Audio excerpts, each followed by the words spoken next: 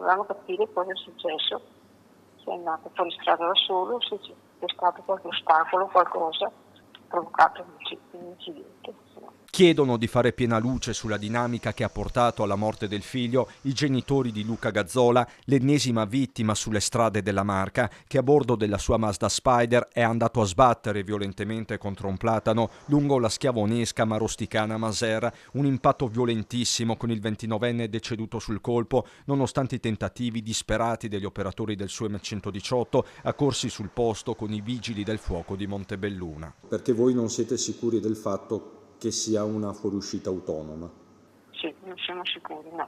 Perché abbiamo visto la frenata, sì, un po' strana, ci sembra sia una fuoriuscita autonoma, che sia stato qualcosa, un ostacolo, qualcosa per cui abbia strizzato e dopo è fatto sbattere sul platano.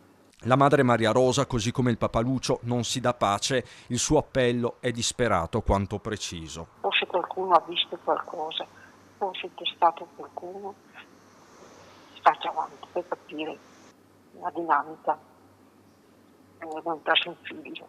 A San Vito di Altivole, nella casa di famiglia, c'è una cappa di dolore. La sorella Sabrina ricorda Luca come un ragazzo sorridente, sempre preciso. Da poco era diventato zio e si era trasferito con la compagna nell'abitazione a fianco. La passione per i motori era diventata anche un lavoro. A piangerlo sono i colleghi delle industrie Comacchio Ariese, a una manciata di chilometri. Sull'incidente stanno indagando i carabinieri, che però escludono l'ipotesi di un'auto pirata, ma anche il coinvolgimento di terzi. Chiaro che la loro intenzione è comunque quella di non lasciare nulla di intentato, eccessiva velocità e distrazione le ipotesi prevalenti su una strada drammaticamente nota. Una tragedia, l'ennesima tragedia su questa strada che nel corso dell'ultimo ventennio ha visto diverse vittime purtroppo. Come comunità ovviamente siamo vicini alla famiglia di Luca che purtroppo questa notte su questa strada ha avuto questo tragico evento.